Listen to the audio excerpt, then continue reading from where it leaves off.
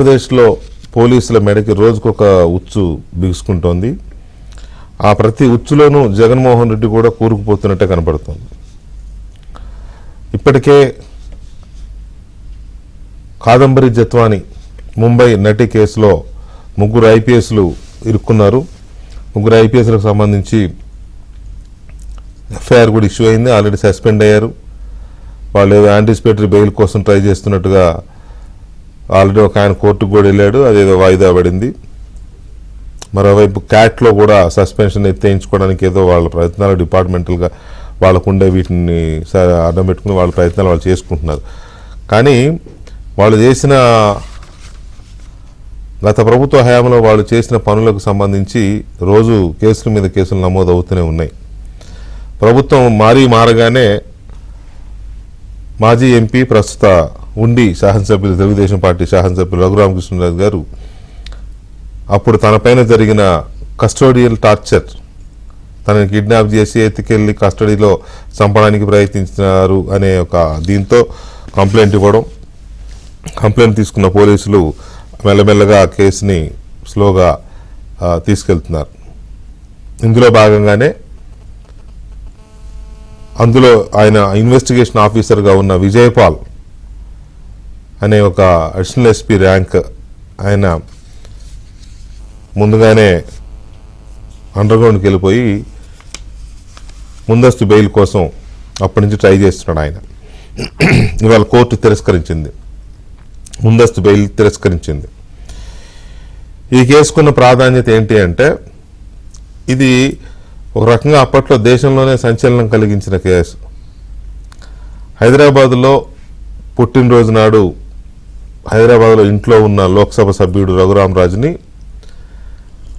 అప్పటి AP CID అధికారులు వచ్చి విజయపాల్ నేతృత్వంలో వచ్చి ఎక్కడికో చెప్పకుండా బలవంతంగా ఆయన కిడ్నాప్ చేసుకెళ్ళిపోయి అక్కడ కస్టడీలో ఉంచుకుని బీభత్సమైన భరించలేనంతగా టార్చర్ చేశారు. అది ఎంత గొడవ జరిగిందో నేను మళ్ళీ చెప్పవసరం. ఆ తర్వాత ఆయన ఎంతగా పోరాడినా ఫలితం లేకపోయింది. ఎంతగా పోరాడినా ఫలితం లేకపోగా అప్పుడు అధికారంలో ఉన్న వైసీపీ రఘురామరాజును టార్గెట్ చేసి అసలు రాష్ట్రానికి రాకుండా ఇబ్బడిముబ్బడిగా వందల కొద్ది కేసులు పెట్టించేసి ఎక్కడికి వెళ్ళా రాష్ట్రం ఏ మూలకి వెళ్ళినా అరెస్ట్ చేయాలనే ఒక పకడ్బందీ వ్యూహంతో ఆయన రానివ్వకుండా చేశారు. ఇప్పుడు అదే రఘురామరాజుని టార్చర్ చేసిన ఘటన కేసు మళ్ళీ ఐపీఎస్లతో పాటు ఇప్పుడు జగన్మోహన్ రెడ్డి కూడా చుట్టుకుంటున్నట్టుగా క్లియర్గా అర్థమవుతోంది. ఈ కేసులో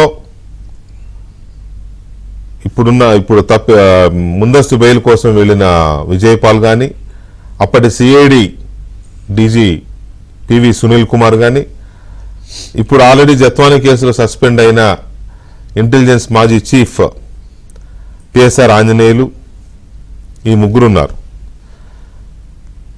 A1 PSR Anjaneyulu, A2 PV Sunil Kumar, A3 ఎవరంటే అప్పటి ముఖ్యమంత్రి జగన్మోహన్ రెడ్డి. A3. సో ఇది సహజంగానే హై ప్రొఫైల్ కేసు అవుతుంది. ఎందుకంటే ఆ కేసులో విక్టిమ్ ఏమో లోక్సభ సభ్యుడు, కేసులో A1గా A2గా ఇద్దరు ఐపీఎస్లు, A3గా ఏకంగా chief minister, ex chief minister. So ఈ కేసు ఇక ముందు ఎలాంటి సంచలనం కాబోతోంది. ఇప్పటికే ఏపీలో సంచలనాల మీద సంచలనాలు నమోదవుతున్నాయి. ఉక్కిరిబిక్కిరి అయిపోతోంది. పాత అప్పటి వైసీపీ ఉక్కిరిబిక్కిరి అయిపోతోంది. సరే, ఏదో ఫేస్ సేవింగ్ కోసమో లేకపోతే ఫ్రస్ట్రేషన్లోనో వాళ్ళ సోషల్ మీడియా వాళ్ళు ఎదురుదాడికి లేకపోతే ఏదో పిచ్చి రాతలు, పోస్టులు, బూతులు అది పెట్టుకోవచ్చు. దాన్ని ఎవరు పట్టించుకునే పరిస్థితి లేదు. కానీ ఇప్పుడు ఎందుకంటే ఏదో జంగం పోతుంటే మురుగుతా అనే పరిస్థితి ఉంది అక్కడ, కాబట్టి ఎవరు పట్టించుకునే పరిస్థితి లేదు. కానీ వన్ బై వన్ వస్తున్న ఈ ముప్పేట దాడి కాదు, ఇది ముప్పేట వస్తున్న స్వయంకృతాపరాధపు ఆనవాళ్ళు. మాకు అధికారం ఉంది అని కళ్ళు నెత్తికెక్కి చేసిన యదవ పనులన్నీ ఇప్పుడు వాళ్ళు మెడకు చుట్టుకుంటున్నాయి. సో ఈ కేసుకున్న ప్రత్యేకత ఏంటి, ఈ కేసు ఎక్కడి దాకా వెళుతుంది, నెక్స్ట్ దీని రివర్గేషన్స్ ఎలా ఉండబోతున్నాయి అనేది మాట్లాడడానికి మనతో రఘురామకృష్ణరాజు గారు ఉండి టీడీపీ శాసనసభ్యులు లైవ్లో ఉన్నారు, వారితో మాట్లాడదాం. రాజు గారు నమస్కారం. నమస్తే వికే గారు, చాలా రోజులు అయిపోయింది మాట్లాడుకుని. అవునవునవును, అంటే మీరు అధికార పార్టీలో ఉన్నారు కదా, మేము ప్రతిపక్ష పాత్ర పోషిస్తాం ఇప్పుడు, అందుకని పెద్దగా సందర్భం రాలా మిమ్మల్ని లైవ్లోకి తీసుకోవడానికి. ఎనీవే రాజు గారు, ఇప్పుడు ఇది అప్పుడు మీరు పడిన మరణయాతన, మానసిక వేదన కాదు మరణయాతన ఏకంగా, ఆ మరణయాతన ఆ తర్వాత గవర్నమెంట్ మారిన తర్వాత మీరు గుంటూరు వెళ్ళి కేసు పెట్టి ఆ కేసులో ఎవరెవరి మీద మీ అనుమానం ఉందో వాళ్ళందరినీ పెట్టి వచ్చిన తర్వాత ఇవాళ ఒక ఫస్ట్ రిజల్ట్ కనబడుతోంది కదా, ఇది మీ పోరాటంలో ఒక కీలకమైన విజయంగా భావించవచ్చా? ఖచ్చితంగా ఇది ఫస్ట్ మేజర్ ఎఫ్ఐఆర్ రిజిస్టర్ అవ్వటం ఫస్ట్ విక్టరీ, తొలిమెట్టు. ఇది డెఫినెట్గా ఇప్పుడు మనం చేరుకోవాల్సింది ఒక 3 అంతస్తులు అనుకుంటే మొదటి అంతస్తు దాటాం ఖచ్చితంగా. ఇది మంచి పరిణామం, ఎందుకంటే ఇతను పెట్టిన ఈ యాంటిసిపేటరీ బెయిల్ పిటిషన్ అప్పుడే తాజాగా కాపీ కూడా వచ్చింది, 17 పేజీల తీర్పు ఈరోజు ఉదయం ఇచ్చింది. నాకు గంట క్రితం కాపీ కూడా అందింది, మా న్యాయవాది ఉమేష్ చంద్ర పంపించాడు నాకు. సో అందులో చాలా స్పష్టంగా ఎవరెవరు ఏం మాట్లాడారు, కోర్టు ఎందుకని ఆ బెయిల్ రద్దు చేస్తున్నాము అన్న దాని మీద సీనియర్ న్యాయవాది సిద్ధార్థ లూత్రా గారు చెప్పిన పాయింట్స్ అన్నీ కూడా స్పెసిఫిక్గా మెన్షన్ చేస్తూ, వెన్ స్పెసిఫిక్గా ఒక point, when the law enforcers become the law violators, so bail ఇవ్వడానికి వీలు లేదు అని చెప్పి, when law enforcers become law breakers anticipatory bails cannot be granted.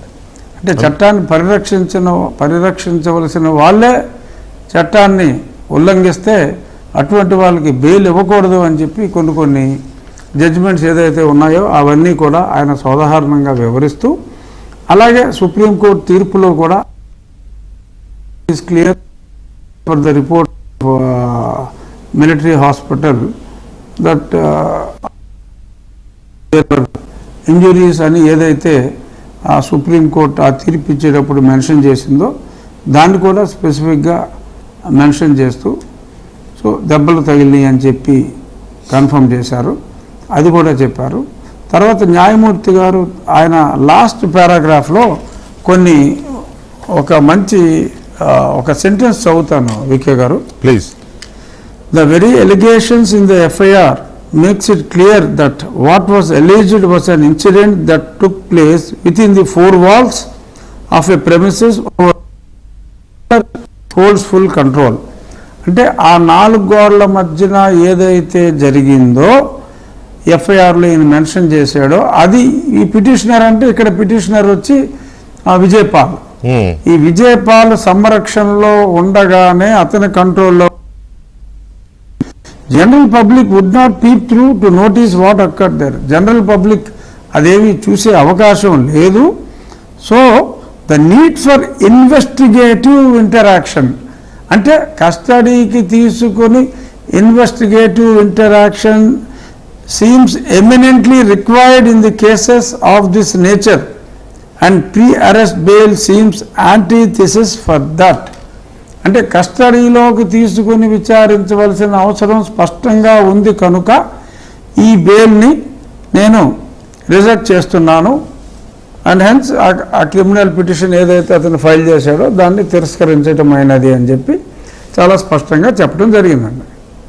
అంటే మీరు మీ కంప్లైంట్లో కానీ ఆ తర్వాత ఇష్యూ అయిన ఎఫ్ఐఆర్లో కానీ కీలక నిందితులుగా ఎవరెవరు ఉన్నారు?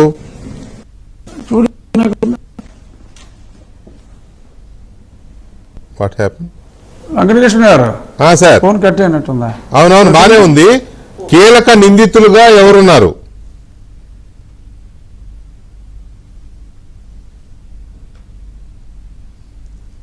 One minute sir, phone cut అయిందంట, కలుపుతున్నారు.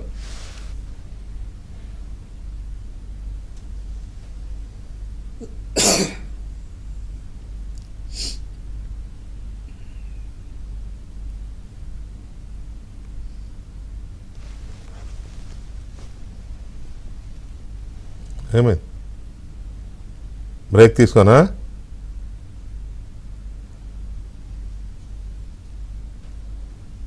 యా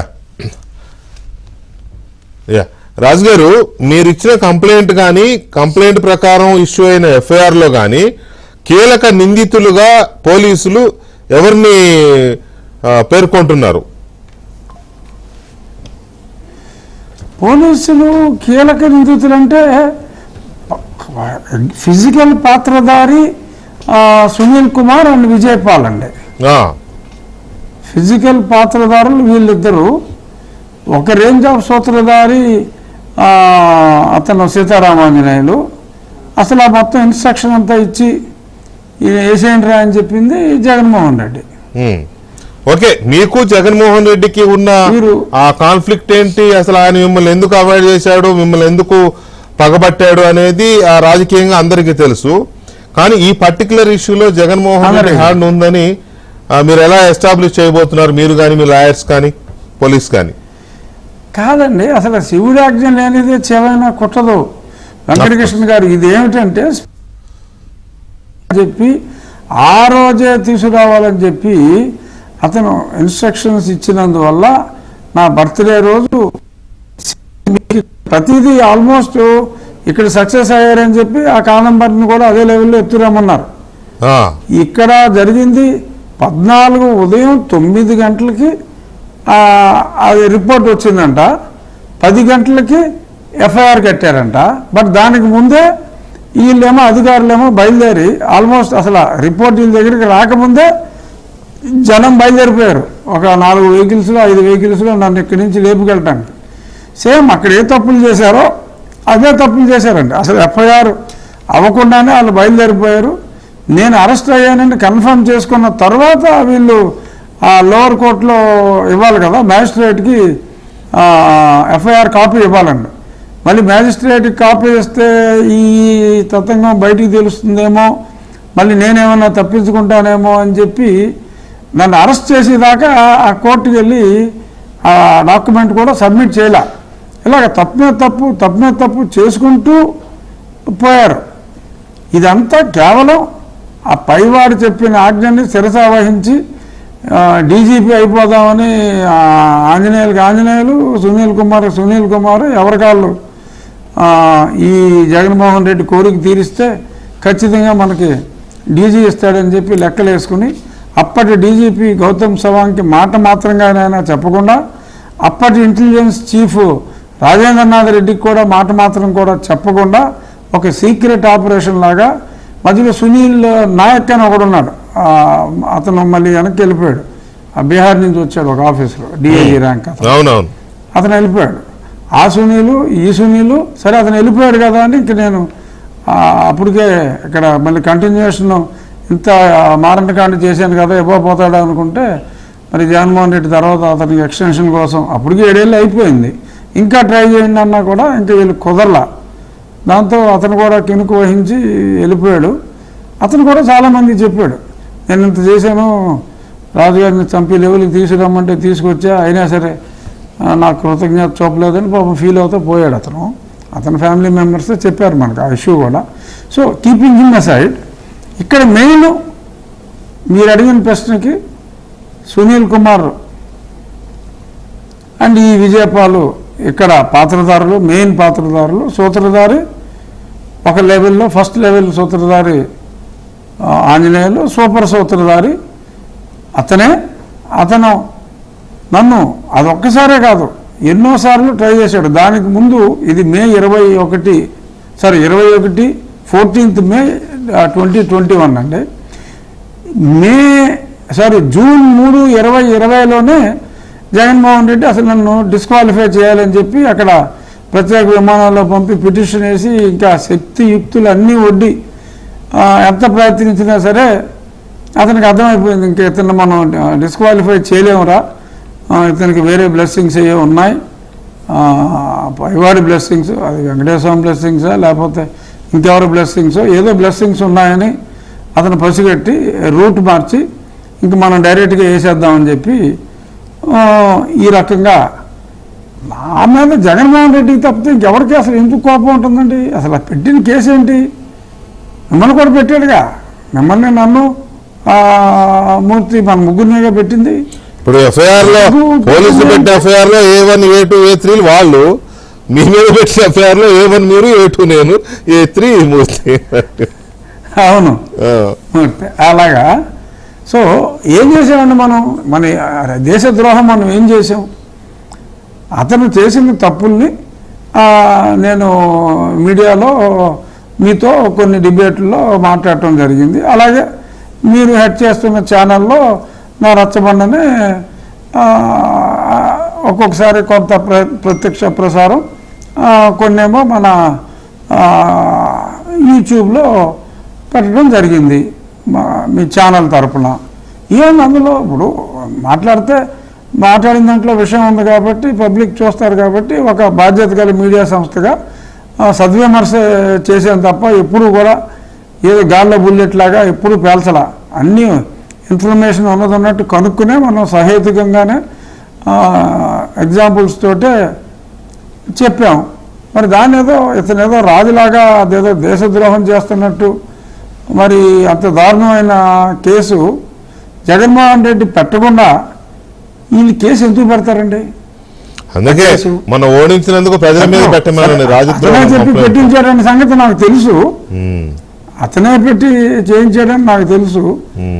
అంటే ఏ కేసు అయితే 7 ఏళ్ళ పైన ఉంటుంది, లేకపోతే బెయిల్ వచ్చేస్తుంది అన్న భయంతో ఏదో తీసుకెళ్ళి, అసలు ఏంటండి నిజంగా పెడితే పెట్టాడు అనుకోండి కేసు, అంత దారుణంగా ఒక మెంబర్ ఆఫ్ పార్లమెంట్ని తీసుకెళ్ళి బండిలోకి ఇసిరేసిన వీడియోలన్నీ ఉన్నాయి.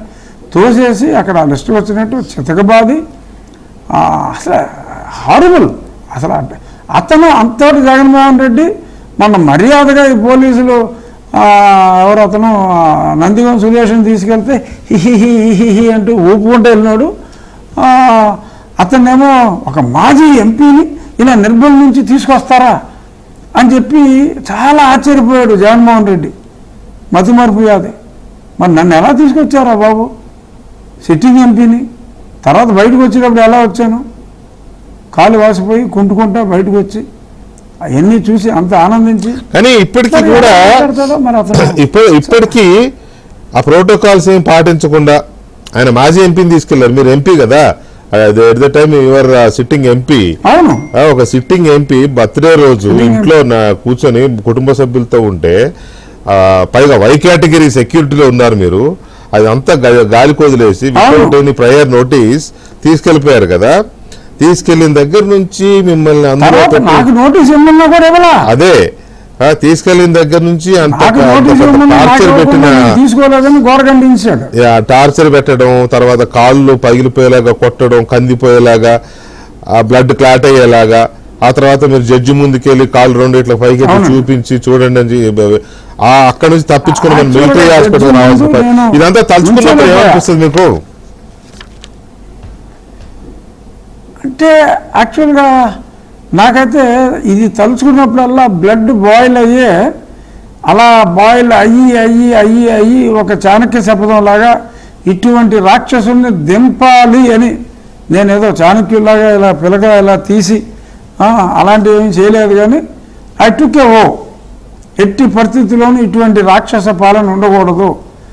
ఒక ముఖ్యమైన పదవిలో ఉన్న నన్నే ఎలాగా చంపి లెవెల్కి వెళ్ళిపోయాడు, ఈ వ్యవస్థను కూడా ప్రక్షాళన చేయాలి అంటే ఒక మంచి ప్రభుత్వం రావాలి. మంచి ప్రభుత్వం ఏదైనా మంచి ప్రభుత్వం, ఈ సన్నాసి ప్రభుత్వం పోతే ఒక మంచి ప్రభుత్వం రావాలి, ఈ తప్పు చేసిన పోలీసులకి శాస్తి జరగాలి అని నేను మనస్ఫూర్తిగా కోరుకుని, నాలో ఉన్న ఏంటంటారంటే ఆ instinct to dethrone this fellow has gonna up. నేను తలుచుకున్నప్పుడల్లా కూడా నాకు ఇదే నా ఆలోచన, ఎలాగైనా సరే ఇతని అరాచకాలన్నీ ప్రజల ముందు పెట్టాలి అని నేను ఒక యజ్ఞంలాగా.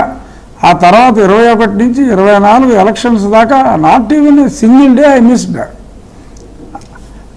దానికి ముందు అరగంట రచ్చబండ మాట్లాడితే ఈ సంఘటన తర్వాత almost my average was between 50 minutes to 1 or 5 minutes అలా ఉండేది రచ్చబండ. తర్వాత ప్రతిరోజు ఆల్మోస్ట్ వారానికి 2 రోజులు మనం మాట్లాడుకునే వాళ్ళం, 2 రోజులు మూర్తి గారితో ఈ డిబేట్లో అతను చేసిన కేవలం ఓపెన్గా చేసిన అరాచకాల గురించి మాట్లాడి ఎన్లైటన్ చేయాలి పబ్లిక్ని.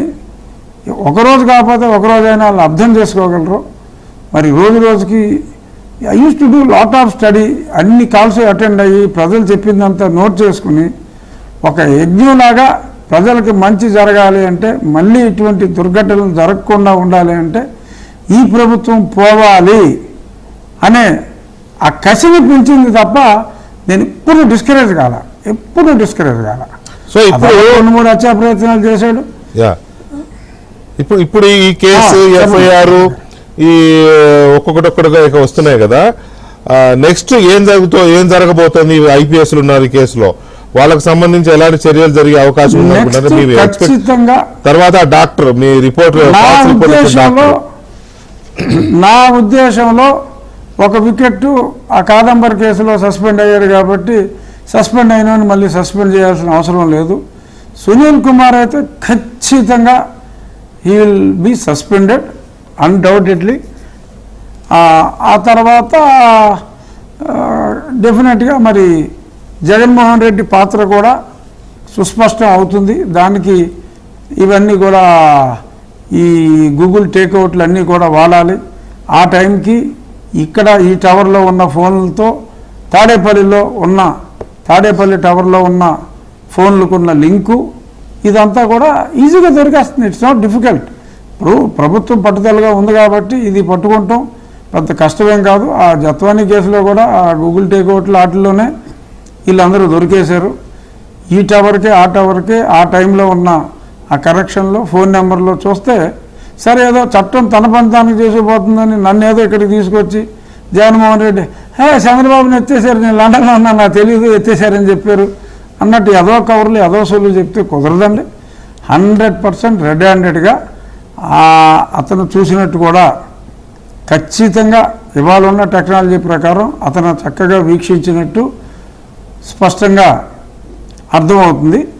హీ విల్ ఆల్సో బి అంటే ఇటువంటి క్రైమ్ని మరి ప్రోత్సహించినందుకు, ఈ చట్ట ఉల్లంఘన చేసినందుకు మరి వీళ్ళంటే పోలీసులు కాబట్టి చేసింది వీళ్ళు కాబట్టి వీళ్ళకి డెఫినెట్గా అబౌవ్ 7 years అయితే శిక్ష పడాలి. మరి అతను మరి ఏదో సూచన చేశాడో ఏం చేశాడో పోలీస్ అధికారి కాదు కాబట్టి మరి అతనికి ఎంత శిక్ష పడుతుందో నాకు తెలియదు, కానీ శిక్ష అయితే ఖచ్చితంగా పడుతుంది. బట్ వీళ్ళకైతే 7 సంవత్సరాల పైన శిక్ష పడాలి. ఆ సునీల్ కుమార్ని సస్పెండ్ చేయాలి ముందు.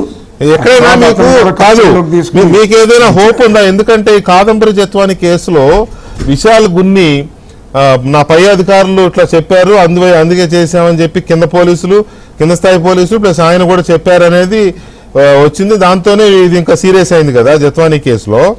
సో మీ కేసులో కూడా అది ఐదర్ విజయపాల్ కానీ లేకపోతే వీళ్ళ చెప్పే అవకాశం ఉందా అప్రోచ్ గా?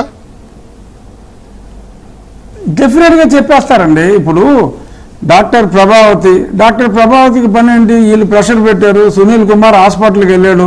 సునీల్ కుమార్ హాస్పిటల్కి వెళ్ళినట్టు ఓపెన్గా రికార్డు ఉంది. అక్కడ వీడియోలో కూడా అతను వెళ్ళినట్టు ఉంది. ఆ నెక్స్ట్ డే పేపర్లో కూడా అతను వెళ్ళినట్టు వచ్చింది. ఎక్కడ తప్పించుకుంటాడు? ఏ చిన్న వీడియో ఫుటేజ్ తీసేసినా కూడా ఎక్కడ తప్పించుకోలేడు. It's all recorded. అక్కడ కూడా ఆ రిపోర్టులు క్యామోఫ్లాజ్ చేసినట్టు మార్చినట్టు కూడా ఎవిడెన్స్లన్నీ దొరికినాయి. ముందు కోర్టు చెప్పింది వేరు, అక్కడ సంతకాలు పెట్టిన వాళ్ళు వేరు, కొంతమంది వాంగ్మూలం కూడా ఇచ్చారు. మమ్మల్ని ఏమో ఆ రిపోర్ట్ రాయమంటే మేము రాయడానికి ఒప్పుకోకపోతే మమ్మల్ని మార్చి మా జూనియర్స్ని ఎవరినో పెట్టుకుని సంతకాలు పెట్టించుకున్నారు, ఆ ఫేక్ రిపోర్ట్స్ చేశారని చెప్పి కూడా ఎవిడెన్స్లన్నీ వచ్చేసినాయి. ఎవడో తప్పించుకోలేడు.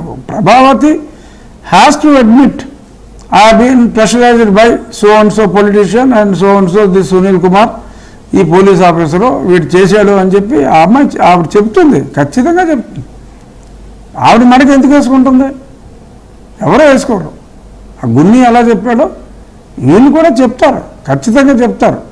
నాకు రిలయబుల్గా తెలిసింది విజయపాల్ని, నేను నీకు టికెట్ అరేంజ్ చేస్తాను, నువ్వు ఫారెన్ వెళ్ళిపో, ఇక్కడ ఉండొద్దు అని చెప్పి సునీల్ కుమార్ చెప్పింది.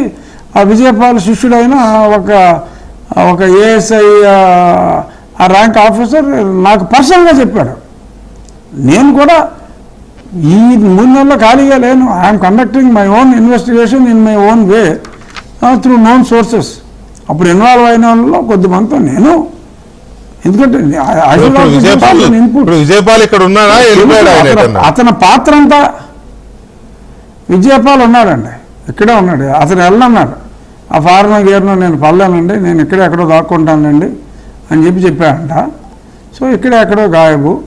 So Sunil Kumar is the main culprit. అతను అసలు ఎటువంటి బిహేవియర్ అంటే, అతను సర్వీస్ రూల్స్ అన్ని వైలేట్ చేసి ఎయిమ్స్ అని ఒక సంస్థ పెట్టి, దాని గురించి కూడా నేను అప్పుడు కంప్లైంట్లు ఢిల్లీలో అప్పుడు ఇస్తే జగన్మోహన్ రెడ్డి సపోర్ట్ అతనికి, ఎలాంటి యదో పనులన్నీ చేస్తాడని. సో అవి ఏంటంటే, అతను ఏదైతే యూట్యూబ్ లింకులు అని చెప్పి నేను చెప్పానో, ఆ యూట్యూబ్లోంచి ఆ లింకులన్నీ డిలీట్ చేయించాడు. అతనికి తెలియదు ఏంటంటే, నేను ముందే దాన్ని రికార్డ్ చేసేసి రికార్డెడ్ ఫార్మాట్లోనే అక్కడ ఇచ్చేసా. ఇది ఎలాగ తీసేస్తాడని తెలిసి ఇతను. సో అక్కడ రికార్డెడ్ ఫార్మాట్ ఉన్నాయి. దేవర్ అబౌట్ టు టేక్ యాక్షన్. వీళ్ళకి లెటర్ రాసినా సరే Jaganmohan Reddy did not even bother to give reply. ఇప్పుడు ఆ లెటర్లన్నీ అలాగే పడి ఉంటాయి ఆ జిఏడీలో అక్కడ. దానికి ఇతను చేసిన అరాచకాలన్నీ కూడా ఇవ్వాలి. This fellow has got the నాక్. ఏంటంటే, ఇతను ఈ ఏమని అసోసియేషన్ పెట్టి నా కింద ఈ కులాల వారు, ఈ మతాల వారు నా దగ్గర ఉన్నారు, పొలిటికల్గా I can do this, I can do that అని చెప్పి ఇతను కొంచెం